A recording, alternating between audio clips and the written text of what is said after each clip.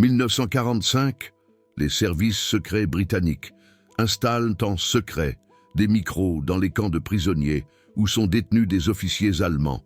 10 000 heures de conversations sont enregistrées, gardées secrètes pendant des décennies. Lorsque ces enregistrements sont enfin déclassifiés, ils révèlent quelque chose de choquant. Des ingénieurs allemands parlent ouvertement de leur supériorité technologique.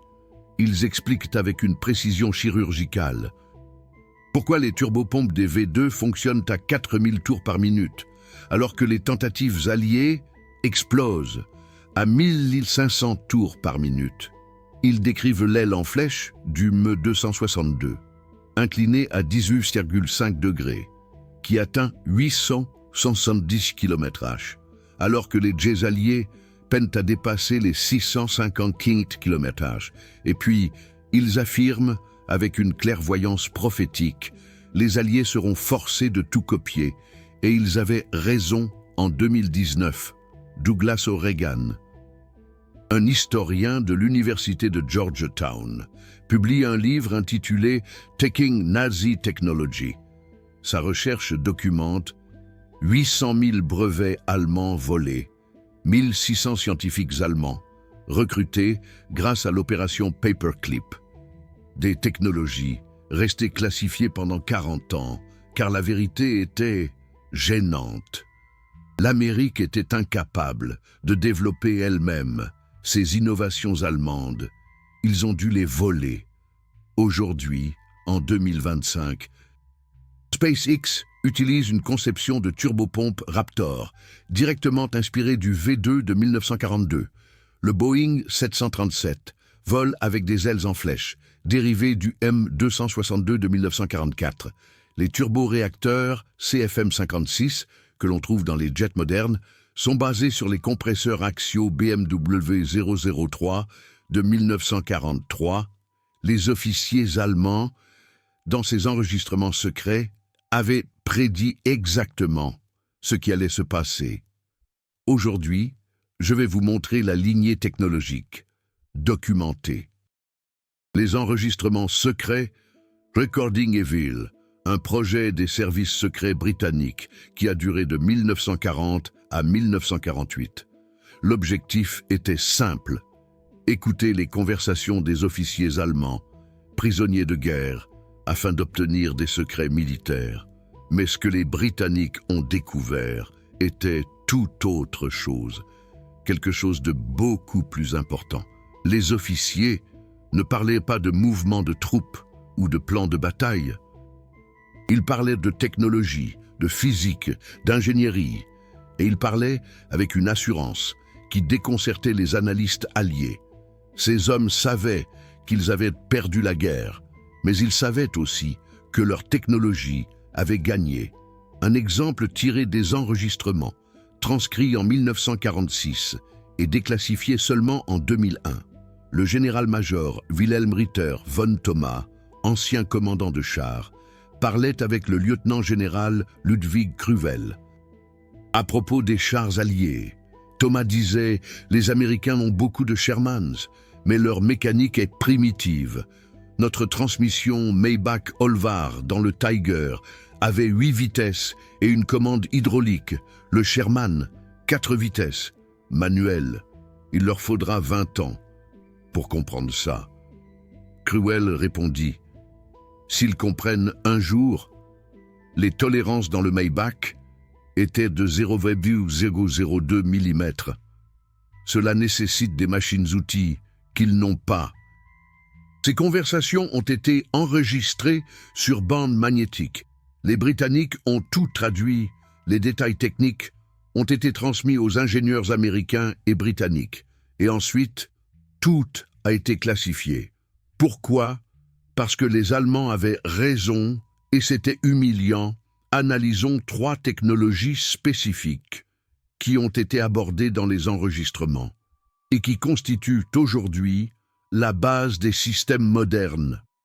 Technologie numéro 1, les turbopompes V2. Dans un enregistrement de mars 1946, le docteur Walter Thiel, ingénieur en chef pour les moteurs de fusée à Peenemünde, et le général-major Walter Dornberg, chef militaire du programme V2, discutaient de la turbopompe du moteur A4, plus connu sous le nom de V2. Thiel expliquait, la turbopompe fonctionne à 4000 tours par minute. Elle pompe 125 kg d'éthanol et 67 kg d'oxygène liquide par seconde dans la chambre de combustion.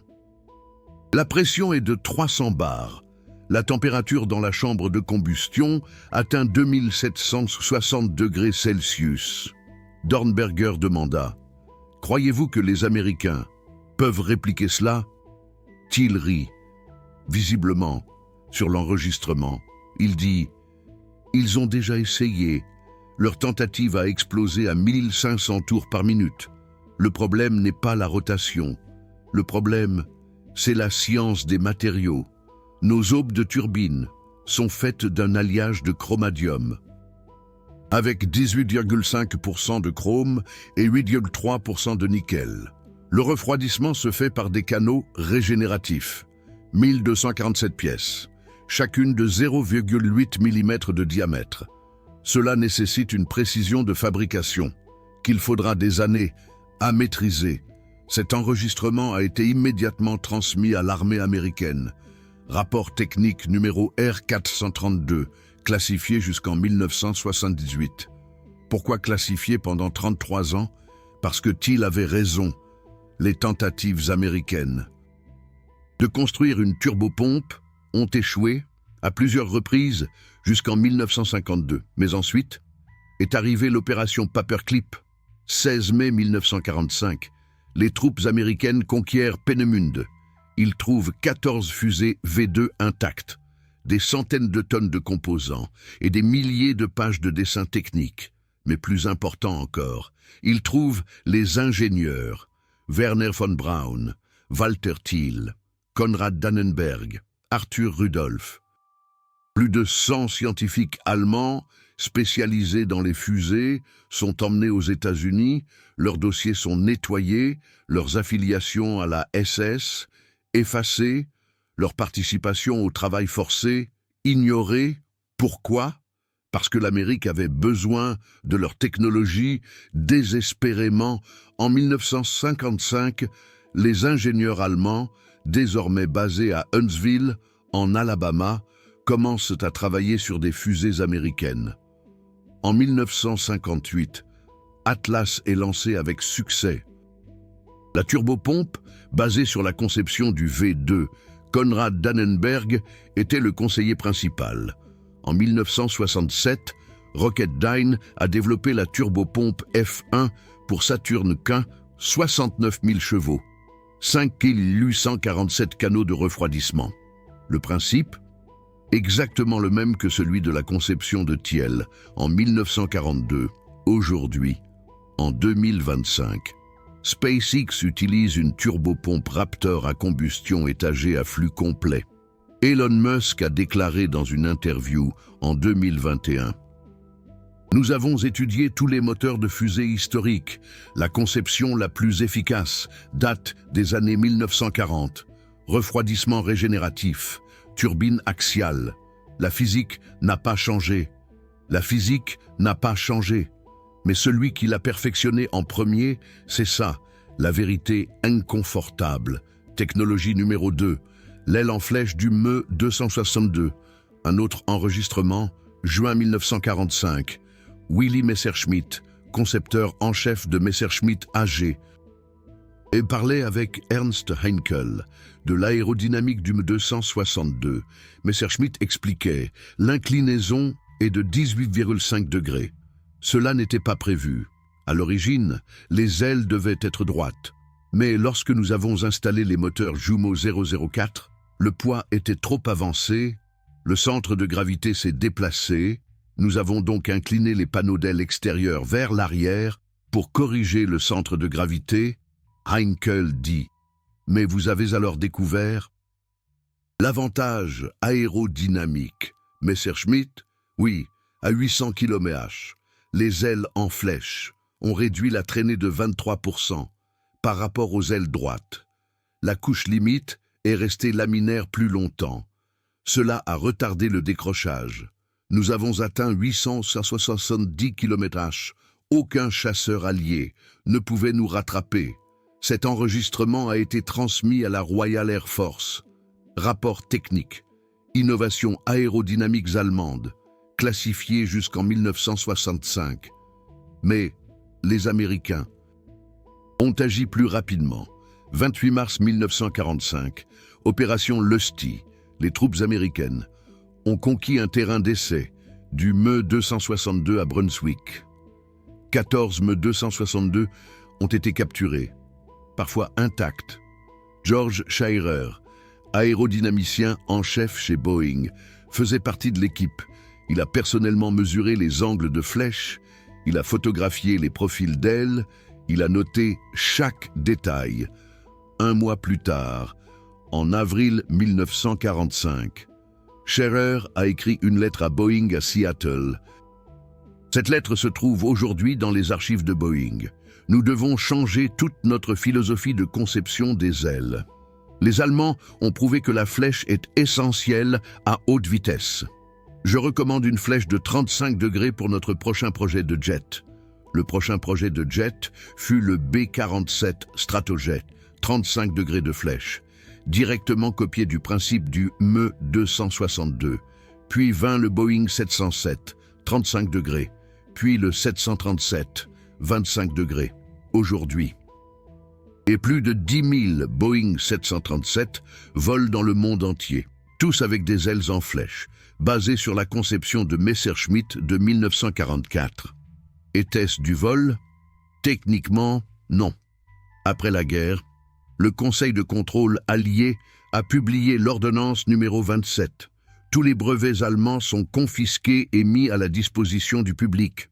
À la disposition du public signifiait les entreprises alliées pouvaient les utiliser librement. Les entreprises allemandes, non. Messerschmitt détenait le brevet de 713 36 pour la conception des ailes en flèche, déposé en 1937. Mais en 1945, ce brevet fut exproprié. Boeing a déposé en 1947 le brevet américain 2576 1981 pour la conception des ailes en flèche. Les mêmes principes, la même géométrie. Mais maintenant, un brevet américain, Messerschmitt est mort à Munich en 1978. Il n'a jamais reçu de redevance pour la technologie qui a révolutionné l'aviation commerciale. Boeing a gagné des milliards, Airbus a gagné des milliards, tous basés sur les innovations allemandes de 1944. C'est ironique, non? Technologie numéro 3, le compresseur axial, BMW 003, mars 1946, un des plus longs enregistrements dans les archives de Recording Evil. Le docteur Hermann Oestrich, ingénieur en chef du développement des turbines chez BMW, expliqua à un autre officier la conception du moteur à réaction BMW 003. Oestrich a dit « Le compresseur a 7 étages. Chaque étage augmente progressivement la pression. Le taux de compression est de 3,14 pour 1. Les aubes de turbine sont creuses, avec des trous de refroidissement de 0,4 mm. Cela permet des températures de fonctionnement de 850 degrés Celsius. Aucun moteur allié n'atteint cela. » L'autre officier a demandé « Pourquoi ?» Oestrich. Métallurgie. Notre alliage d'acier au chrome-cadmium avec 13% de chrome maintient les températures. Les moteurs alliés utilisent un acier plus simple. Ils peuvent atteindre au maximum 650 degrés. Cela signifie moins d'efficacité, moins de poussée. Cet enregistrement a été immédiatement traduit et envoyé à Rolls-Royce en Grande-Bretagne. Stanley Hooker, ingénieur en chef chez Rolls-Royce, a reçu en 1945 les rapports techniques sur le BMW 003 et le Jumo 004. Il a déclaré plus tard dans son autobiographie « Nous étions choqués. Les moteurs allemands avaient 3 à 5 ans d'avance sur nous. Nous devions apprendre rapidement. Apprendre signifiait copier. Rolls-Royce a développé le Nene turbojet à partir de 1944. Lorsque les documents techniques allemands sont devenus disponibles en 1945, la conception a radicalement changé. Le Nene utilisait maintenant des aubes de turbines creuses. des principes de compresseur axial, des techniques de refroidissement à l'air, tout de BMW et Junkers. Le Néné produisait 2270 kg de poussée, plus de 4500 exemplaires ont été construits. Les ingénieurs soviétiques l'ont copié comme RD-45, 12 000 exemplaires. Les chasseurs MiG-15 utilisaient le RD-45. Plus de 30 000 avions avec des dérivés du Néné ont été construits. Et tout était basé sur les principes du BMW Zezo 3 que le docteur Hermann Oestrich avait développé en 1941. Oestrich n'a jamais été emmené en Amérique ou en Grande-Bretagne. Il a travaillé après la guerre pour BMW à Munich sur des motos. Il est mort en 1973, largement oublié, mais ses innovations vivent dans chaque turboréacteur moderne. Aujourd'hui, les turbos soufflantes CFM56, installées dans les Boeing 737 et Airbus A320, utilisent des compresseurs axiaux à 7 étages. Les turbos soufflantes GE90 dans les Boeing 777 utilisent des compresseurs axiaux à 10 étages. La soufflante à engrenage Pratt & Whitney PW1000G utilise 8 étages. Tous basés sur le principe que Oestrich a perfectionné. Que nous disent vraiment ces enregistrements secrets? Ils nous disent 3 choses. Premièrement, les ingénieurs allemands savaient exactement à quel point leur technologie était supérieure. Ils en parlaient ouvertement, car ils n'avaient aucun doute. Les turbopompes V2 à 4000 TR-min n'étaient pas une coïncidence. La flèche du ME 262 à 18,5 degrés n'était pas une découverte heureuse. Les compresseurs axiaux BMW 003 à 7 étages étaient le résultat d'années de calculs précis. Wilhelm Runge, chef de projet chez BMW, a passé 2000 heures à faire des calculs à la main pour optimiser les aubes de turbines. Aucun ordinateur, seulement les mathématiques, la physique et l'ingénierie. Deuxièmement, les Alliés savaient qu'ils étaient techniquement inférieurs. Les enregistrements secrets ont été immédiatement traduits, analysés et transmis à l'armée et à l'industrie. Les rapports techniques ont été classifiés. Pourquoi? Parce que la vérité était politiquement inacceptable. L'Amérique et la Grande-Bretagne avaient gagné la guerre, mais l'Allemagne avait la supériorité technologique. C'était un problème de narration. Troisièmement, l'opération Paperclip n'était pas un programme humanitaire, c'était un vol systématique de technologie. 1600 scientifiques allemands ont été recrutés. Leurs dossiers ont été nettoyés par la Joint Intelligence Objectives Agency, blanchiment. C'est ce qu'ils appelaient ça en interne. Adhésion à la SS, supprimé, crime de guerre, ignoré. Pourquoi? Parce que leurs connaissances étaient des plus importantes que la justice. C'est édifiant. Non. Linda Hunt, journaliste, a révélé en 1985 dans son livre « Secret Agenda » que plus de 16 000 documents sur l'opération Paperclip sont restés classifiés jusqu'en 1985. 40 ans? Pourquoi si longtemps? Parce que les détails étaient embarrassants. Werner von Braun, SS Sturmbannführer, qui utilisait des travailleurs forcés à Mittelbau-Dora, où 20 000 personnes sont mortes, est devenu en 1960 directeur du NASA Marshall Space Flight Center. Il gagnait $10 000 par an, tandis que les survivants de l'Holocauste se battaient pour des compensations. Les enregistrements secrets prouvent que les Allemands savaient ce qui allait se passer. Ils l'ont dit ouvertement. Les Alliés devront tout copier, et ils l'ont fait, systématiquement, minutieusement. Et ensuite, ils ont classifié les preuves pendant des décennies. Mais la technologie elle-même ne ment pas. Chaque fois qu'un SpaceX Raptor s'allume, nous voyons la conception de turbopompe V2 de Walter Thiel. Chaque fois qu'un Boeing 737 décolle, nous voyons l'aile en flèche de Willy Messerschmitt.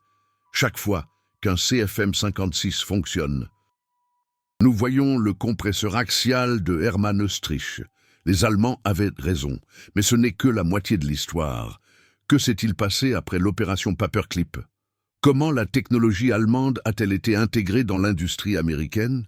Et pourquoi utilisons-nous encore en 2025 des conceptions de 1942? Les réponses sont documentées et elles sont choquantes. NASA Marshall Space Flight Center, Huntsville, Alabama, 1960. Werner von Braun est devenu directeur. 118 ingénieurs allemands travaillaient sous ses ordres. Leur mission: développer Saturne V, la fusée qui emmènerait des humains sur la Lune. Mais Saturne V n'était pas une innovation américaine. C'était de la technologie allemande, à plus grande échelle.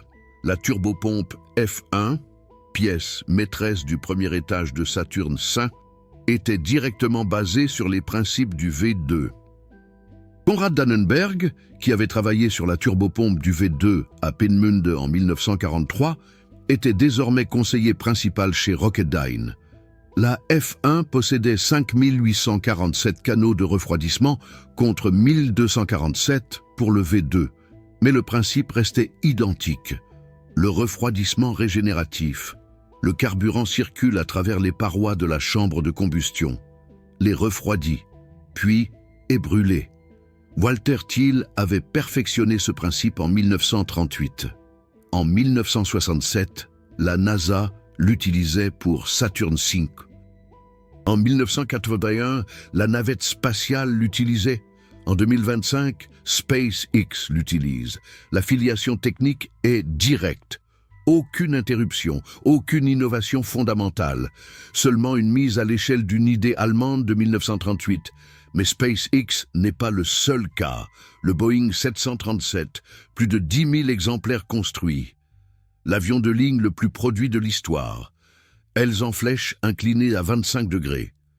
Pourquoi exactement 25 degrés?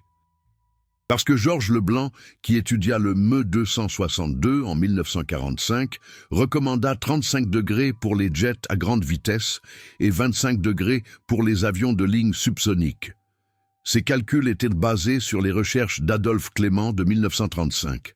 Clément, aérodynamicien allemand, présenta sa théorie sur les ailes en flèche lors de la conférence Volta à Rome en 1935. Il démontra mathématiquement que la flèche réduit la résistance aux ondes à haute vitesse. Les Alliés l'ignorèrent, jusqu'en 1945. Après la guerre, Clément fut emmené en Amérique. Il travailla pour NASA, l'organisation précurseur de la NASA. Il contribua à développer les conceptions d'ailes en flèche de Boeing et Lockheed, mais il ne reçut jamais de droit de brevet. Son brevet allemand de 713 036 fut exproprié. Aujourd'hui, 28 000 avions commerciaux volent avec des ailes en flèche. Tous sont basés sur les mathématiques de Clément. La valeur de ces avions? Plus de 5 billions de dollars. Clément mourut en 1986 dans le Colorado. Il ne perçut jamais de royalties. Et puis il y a les turboréacteurs à double flux. Chaque avion de ligne moderne utilise des turboréacteurs à double flux. Boeing 737, CFM56, Airbus A320, CFM56 ou V2500, Boeing 767, GE90, Boeing 787, GEnx ou Trent 1000. Tous ces moteurs utilisent des compresseurs axiaux multi-étages. Qui a inventé le compresseur axial? Le docteur Henri Duval de BMW en 1941. Son BMW 003 avait 7 étages. Aujourd'hui, un GE K90 en a 10. Mais le principe est le même. Chaque étage comprime l'air progressivement, augmente la pression et la température, maximise l'efficacité. Après la guerre, General Electric étudia les moteurs BMW 003 et jumeaux 004 capturés. GE développa ensuite le J47, le premier jet axial américain à succès. 35 000 exemplaires furent construits. Tous étaient basés sur une conception allemande. Aujourd'hui, GE Aviation produit des moteurs d'une valeur de 27 milliards de dollars par an. Tous sont basés sur la technologie du compresseur axial que Duval a perfectionné. Les chiffres sont époustouflants. 800 000 brevets allemands furent saisis après la guerre. L'US Office of Technical Services estima leur valeur à 10 milliards de dollars en 1947. Corrigé de l'inflation en 2025, 120 milliards de dollars. Mais ce n'était que la valeur directe, la valeur indirecte.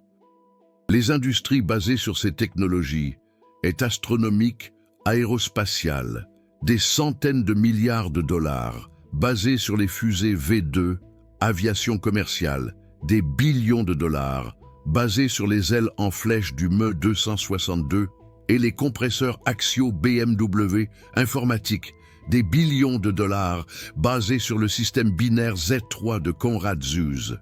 La technologie allemande est devenue le fondement du monde moderne. Mais les Allemands qui l'ont développé n'ont presque rien reçu. Werner von Braun gagna bien sa vie en tant que directeur de la NASA. Mais des milliers d'autres ingénieurs allemands furent oubliés. Henri Duval travailla après la guerre pour BMW sur des motos. Guillaume Roux, qui effectua 2000 heures de calcul pour les aubes de turbine BMW 0003, devint professeur à Stuttgart. Adolphe Clément travailla pour NACA, mais son nom n'apparaît sur aucun brevet. Les enregistrements secrets de 1945 montrent que ces hommes savaient à quel point leur travail était précieux. Ils discutaient ouvertement de la supériorité de leur technologie, mais ils ne pouvaient pas prévoir à quel point leurs innovations seraient systématiquement expropriées.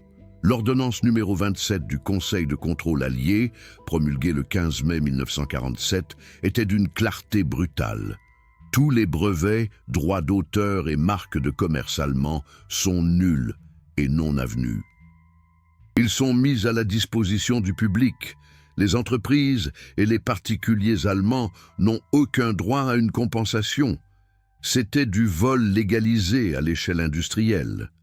Messerschmitt AG, qui avait développé le ME 262, ne fut pas autorisé à construire des avions avant 1956.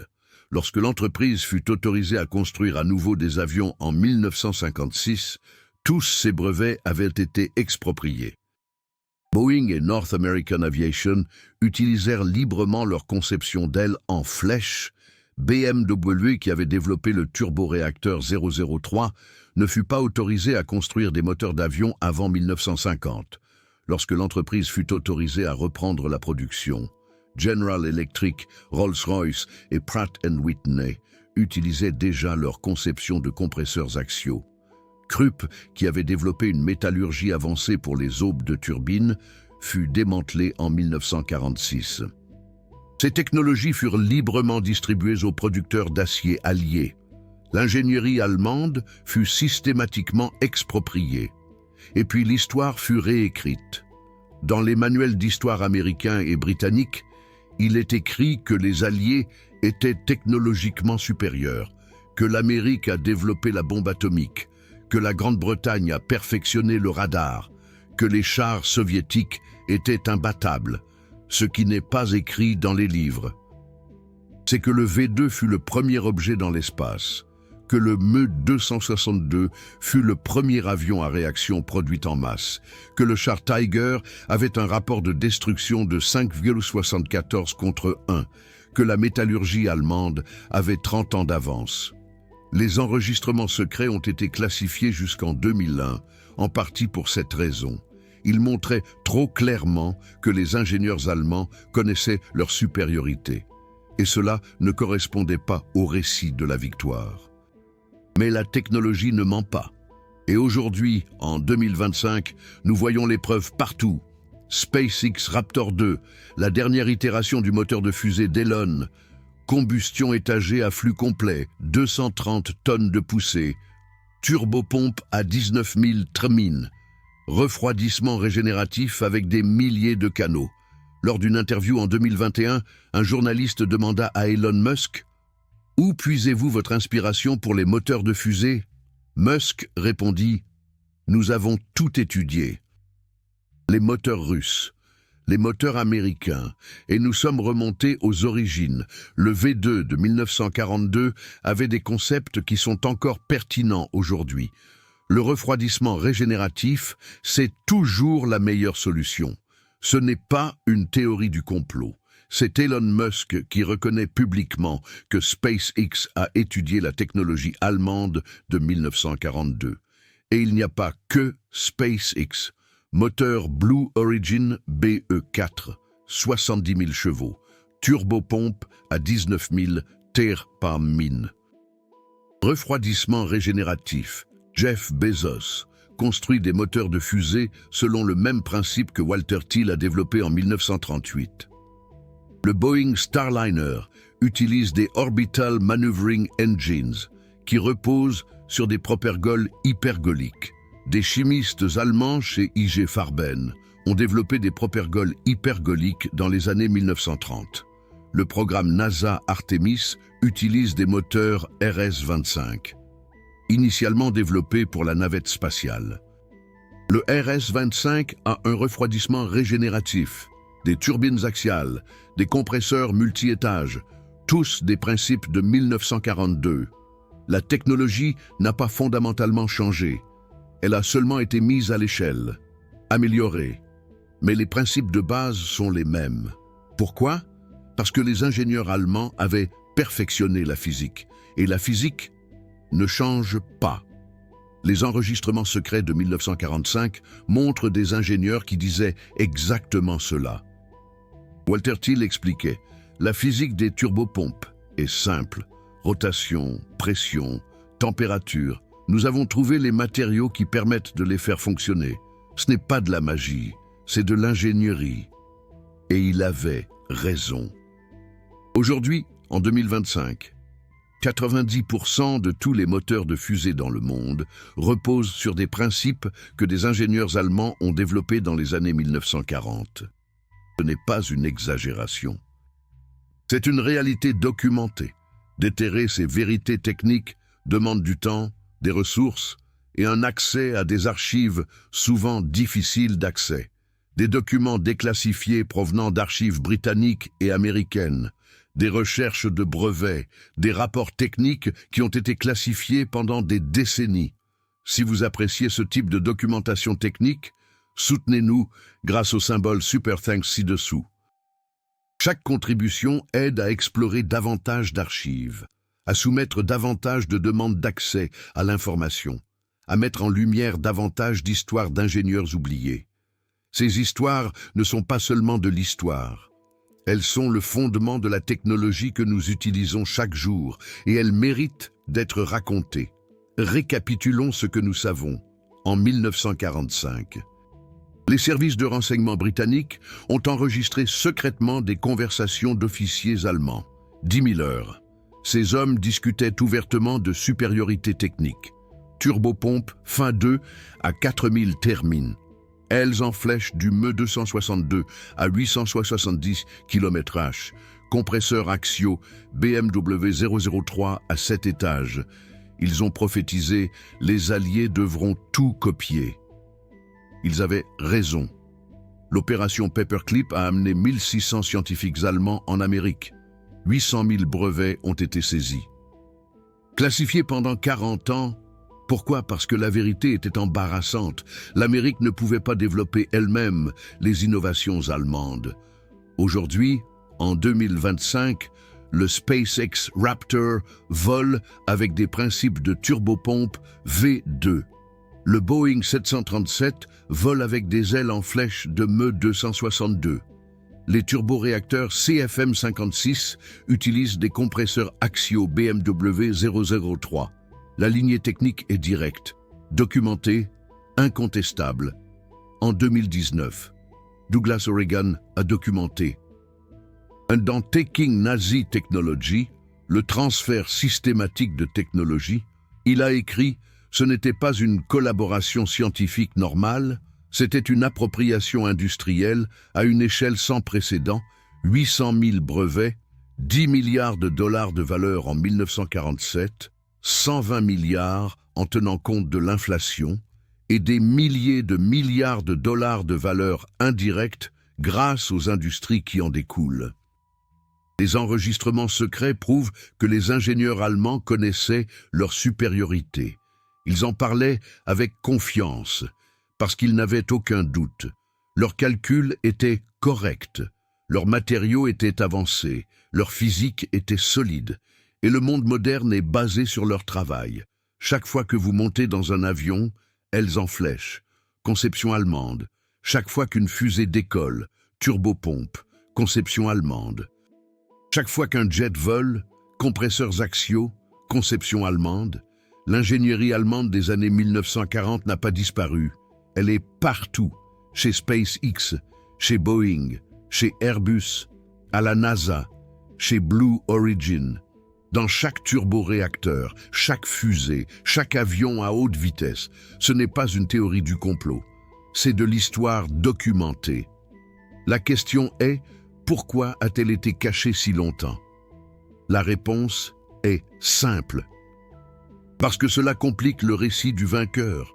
L'Amérique veut croire qu'elle a gagné la guerre grâce à sa supériorité technologique. Mais la vérité est plus nuancée. L'Amérique a gagné grâce à sa capacité de production, grâce à ses ressources, grâce à ses alliances. Pas grâce à sa supériorité technologique. La technologie allemande avait 5 à 10 ans d'avance dans de nombreux domaines. Les enregistrements secrets montrent que les ingénieurs allemands le savaient. Et l'opération Paperclip montre que l'Amérique le savait aussi. C'est pourquoi 1600 scientifiques allemands ont été recrutés. C'est pourquoi 800 000 brevets ont été saisis. C'est pourquoi les détails ont été classifiés pendant 40 ans. La technologie était trop précieuse pour être ignorée, mais la vérité était trop embarrassante pour être admise. Aujourd'hui, 80 ans plus tard, nous pouvons enfin être honnêtes.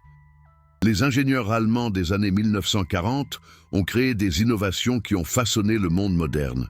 Les turbopompes V2 ont façonné l'exploration spatiale, les ailes en flèche. Me 262 ont façonné l'aviation. Les compresseurs axiaux BMW 003 ont façonné l'ère du jet. Ces hommes qui parlaient de leur technologie dans des enregistrements secrets en 1945 avaient raison. Les Alliés ont tout copié, systématiquement, minutieusement et profitablement. SpaceX, Boeing. La NASA, Blue Origin, tous utilisent aujourd'hui des technologies que des ingénieurs allemands ont perfectionnées il y a 83 ans. Ce n'est pas une diffamation, c'est de la reconnaissance. L'ingénierie ne connaît pas de nationalité. Les bonnes idées doivent être utilisées, peu importe d'où elles viennent. Mais l'histoire doit être honnête, et l'histoire montre clairement que la technologie allemande des années 1940 était révolutionnaire. Elle a été copiée par les Alliés, et elle est encore aujourd'hui le fondement des systèmes modernes. Les enregistrements secrets de 1945 révèlent cette vérité. Des officiers allemands ont dit ouvertement « Les Alliés devront tout copier ». Et c'est exactement ce qui s'est passé. 83 ans plus tard, nous volons encore avec des conceptions allemandes, et cela ne changera pas de sitôt. Parce que la physique est correcte, parce que l'ingénierie est solide, parce que les innovations allemandes des années 1940 étaient simplement bonnes. La question n'est pas de savoir si nous utilisons la technologie allemande. Nous le faisons, chaque jour, dans chaque jet, dans chaque fusée. La question est, sommes-nous honnêtes à ce sujet? Commentez ci-dessous. Quelle technologie vous a le plus surpris? Les turbopompes V2 dans le SpaceX Raptor, les ailes en flèche Me 262 dans le Boeing 737, les compresseurs axiaux BMW 003 dans les turboréacteurs modernes? Partagez vos pensées. Partagez des histoires de familles d'ingénieurs allemands qui n'ont jamais reçu de reconnaissance. Chaque commentaire aide à garder ces histoires oubliées en vie. Et rappelez-vous, chaque fois que vous montez dans un avion ou que vous voyez une fusée décoller, pensez aux ingénieurs allemands qui ont perfectionné ces technologies. Leur travail continue de vivre dans chaque vol, dans chaque mission, dans chaque innovation. Les enregistrements secrets de 1945 révèlent des hommes fiers de leur génie et de leur savoir-faire d'ingénieurs. Et à juste titre, leurs travaux, leurs créations, ont façonné le monde moderne. 83 ans plus tard, il est grand temps de le reconnaître. Il est temps de rendre hommage à leurs contributions, sans pour autant occulter les circonstances troubles de leur recrutement.